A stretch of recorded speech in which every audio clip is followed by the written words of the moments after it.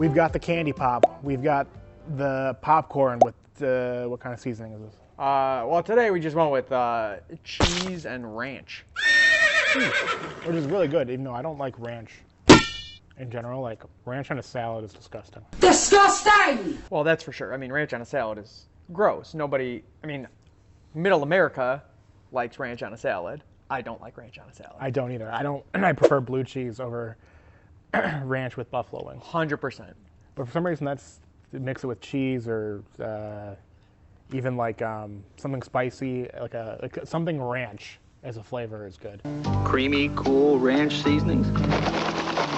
But ranch by itself is just absolutely nasty. And we got the Junior Mints, Swedish Fish, disgusting. Disgusting! Sour Patch Kids, Milk Duds. We are ready to go, and we're talking about a 1984 extremely 80s movie. This is 1984, big year, because that's Rocky IV too, right? I think. Possibly. I mean, you know, it all blends together because, of course, Rocky IV defeating communism. Yeah.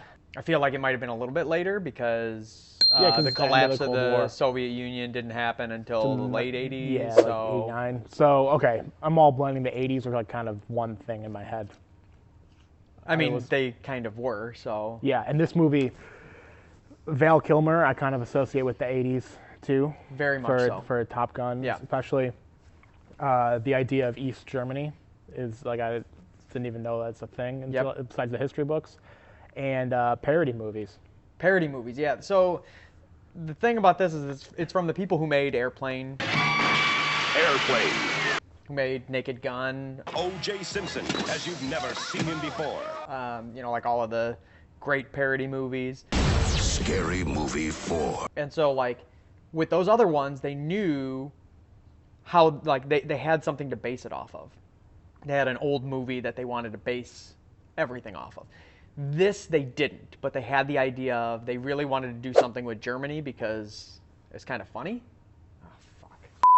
So anyway, so they really wanted to do this parody movie based on, like, Germany because they thought that that was something that was very funny, and wanted to tie it into kind of an Elvis-like character.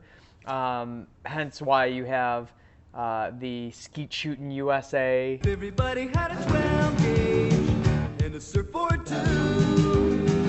At the very beginning, which is very much like Elvis's Blue Hawaii and all of those types of movies. The thing that's most hilarious about this is that they were like, this is going to be great. This is going to be awesome. Like, everybody's going to love this movie. They loved Airplane a couple of years before.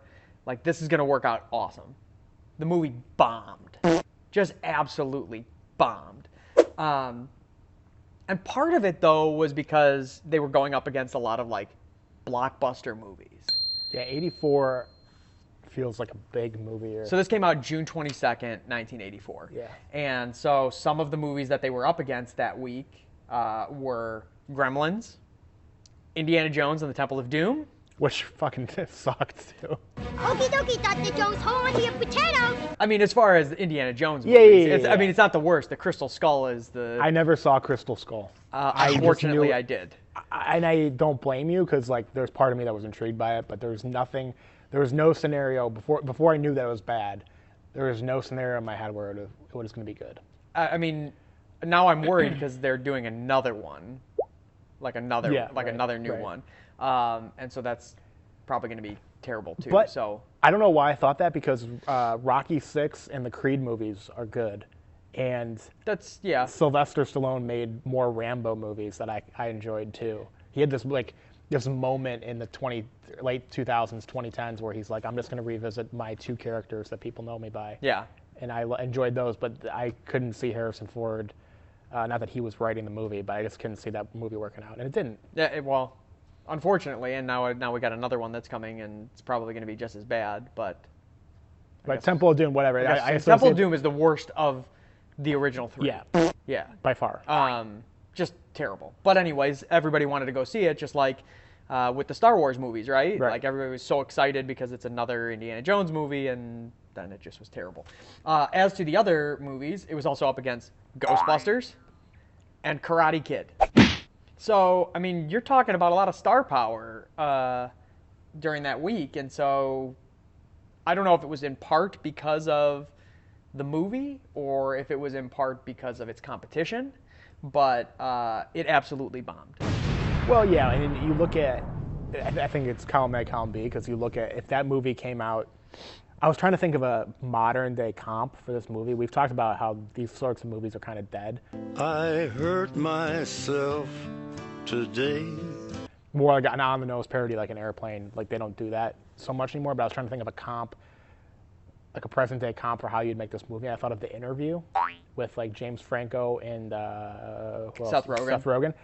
Because that movie takes on, like, a current, like, they were trying to make fun of Germany, and they were taking, like, a real-life cultural thing, and that movie makes fun of North Korea. It makes fun of the idea of, like, espionage and all this stuff. Yeah.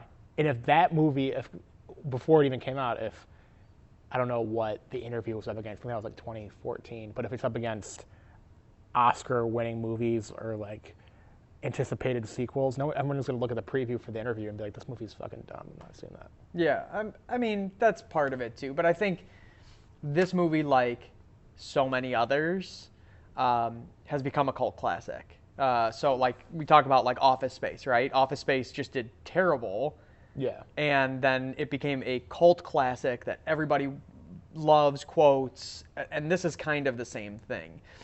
In fact, the writers and producers look at this movie and they look back at it very fondly about the jokes, because they say that, like Airplane, there was a story there, right? So even if you like removed the jokes and just made it like a straight movie, there's a storyline. With this, there's not really a story. Like, there is a storyline, but there's not really a storyline. Series of jokes. And I mean, they make fun of that too, right? Like they say, when he starts, I'm gonna fall in love with a woman whose father has been kidnapped by the Germans, and they poke fun at it. I'm not the first guy who fell in love with a girl he met in a restaurant who then turned out to be the daughter of a kidnapped scientist, only to lose her to a childhood lover who she'd last seen on a deserted island and who turned out 15 years later to be the leader of the French underground. I know it. It all sounds like some bad movie. Got a girl named Daisy. She almost drives me. So like they're making fun of themselves with it, but it's really just the jokes. Yeah. And it's a vehicle for the jokes, and the jokes are great. I mean, there are still things from this movie. I mean, we talk about it, right? What makes a great movie is that part of it's got to be it's quotable, right? I still quote this movie on a regular basis. Like, two of my favorite lines that I use are, I know a little German, and he's sitting over there. Yeah. And there's the little German who just waves you. I love that. And so anytime the German language comes up, Yeah. I do that. In fact, so my eldest niece is currently studying in Germany this semester. Hello, eldest niece. And so it's because she took German in high school and then has been taking some German in college as well. And so when she said, "Oh, I'm going to be taking German," and I said to her, "I know a little German, and he's sitting over there." And she's like, "What?" Old dad jokes that like kind of transcend, but she's never seen the movie, even though she definitely should. But it's still one of those things. Like I love saying that line, and I love saying, "How do we know he's not Mel Torme?" How do we know he's not Mel Torme? Just because it's like, first off, Mel Torme, that's a pretty obscure reference for especially people nowadays. I only know Mel Torme because of the episode of Seinfeld where Kramer goes to the dentist and he has too much Novocaine, so he talks like he's mentally challenged, and he shares a cab with a guy who's doing a charity event for Mel Torme. And because the guy felt bad for Kramer because he thought he was mentally handicapped, he gets invited to sit next to Mel Torme. That's the only reason I know who Mel Torme is. I mean, the Jimmy. It's a great episode. I think part of it is that, with my growing up and like my parents, that's my parents' generation, like the whole Mel Torme thing, having that kind of point of reference, for me. But it's kind of one of those things. Like he jokes that he's Mel Torme because he could get away with saying like, "Oh, I'm Mel Torme." Well, Germans aren't going to know he's not Mel Torme. How do we know he's not Mel Torme? But it's funny, and then like all of the like really dumb jokes. Like I remember seeing this as a kid, like as a young kid. I probably shouldn't have, but I did. Because I think that's the only times I've really watched it. When I was much younger, yeah. I mean, I then bought the DVD, and I own the DVD of Top Secret. So I mean, not that I've watched a DVD in like a minute. Do you have a DVD player still? No, I use my Xbox. Yeah, I use my PlayStation. Fight!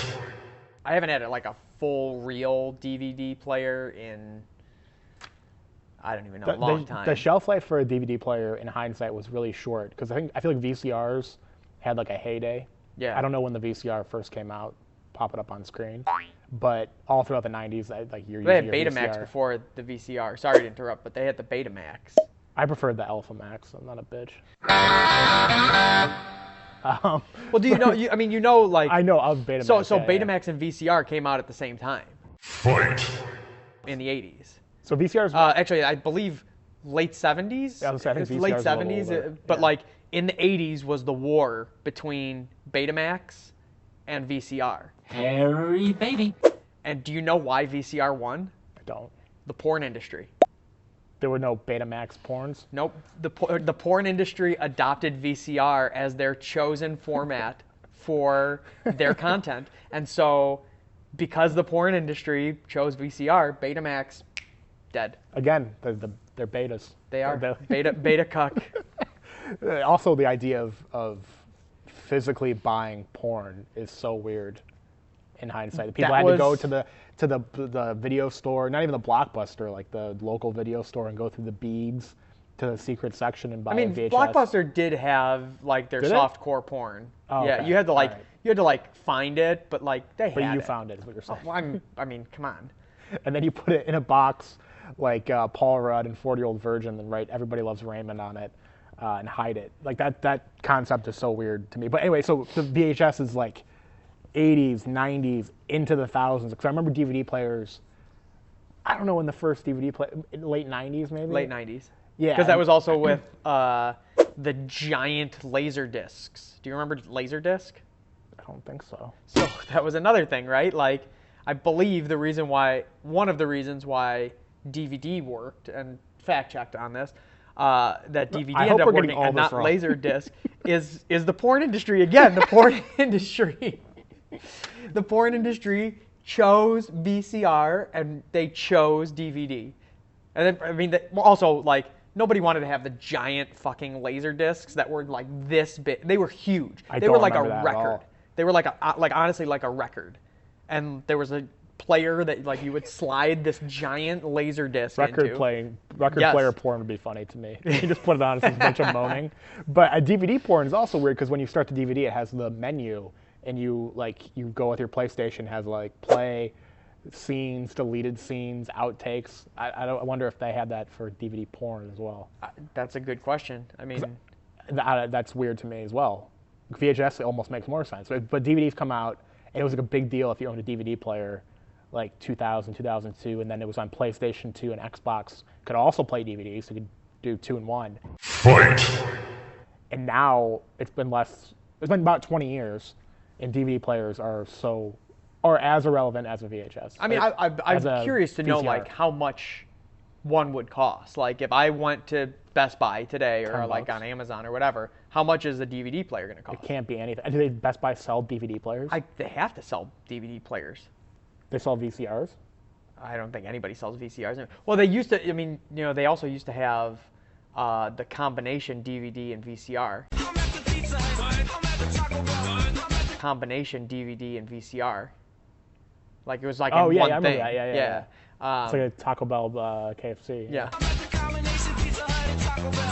But yeah, I mean, and I don't know if anybody is actually watching DVDs at this point, but I still have a huge collection of DVDs because I have a ton. When I was end of high school into college, I was like, well, I got to collect all these DVDs. I got to get a good film collection. Yeah. Like I need to have all of these things. I love comedies, so I have more comedies than the regular regular dramas and things like that. But well, that's how recent it was. When I was in high school, I was still amassing DVDs. I have the Rocky box set 1 through 5.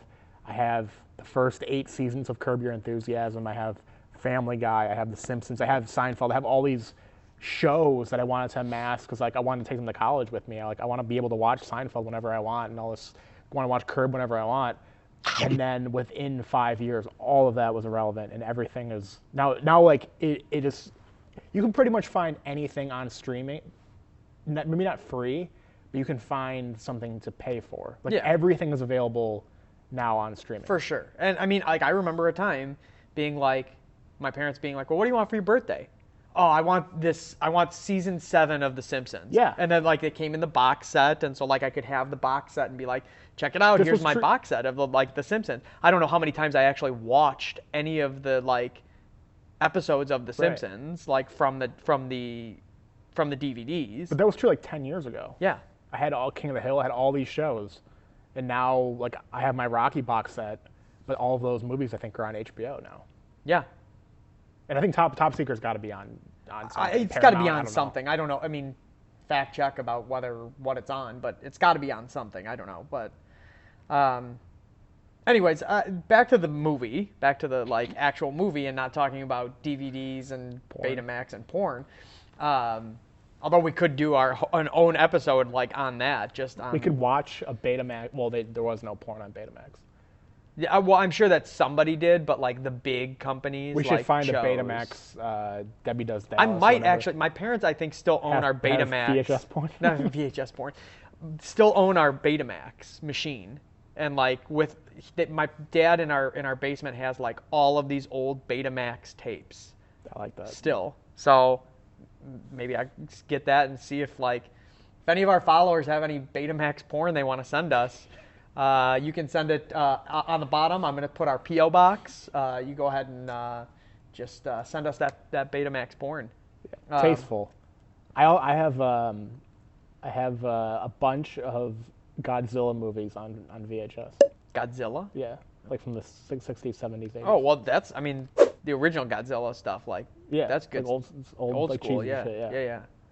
We might be onto something here. Yeah. Anyways, back to the movie. I really only have a couple of notes on this just because I love this movie. I love how hilarious it is. It's funny. It's a brainless watch.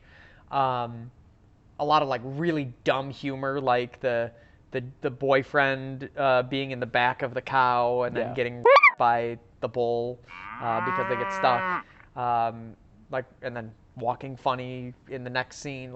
Things like that are really stupid. And of course, as a kid, you think it's hilarious. But the big telephone scene, with the German and the telephone's ringing, and you think it's forced perspective because of where the camera is, and he walks up and it's this giant telephone.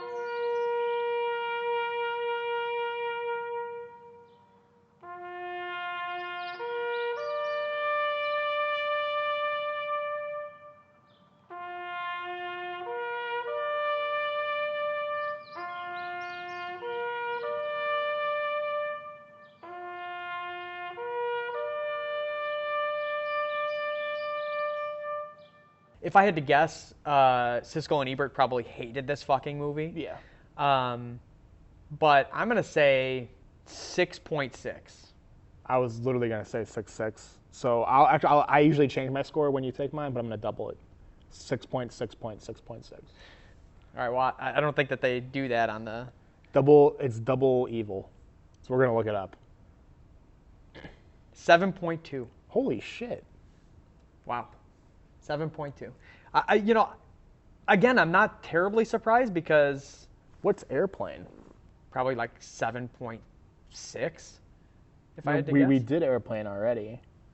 7.7, yeah. Okay, that surprised me. Again, I think it's just because of how people treat it as a cult classic, so... Okay, there you go. Top Secret, 7.2.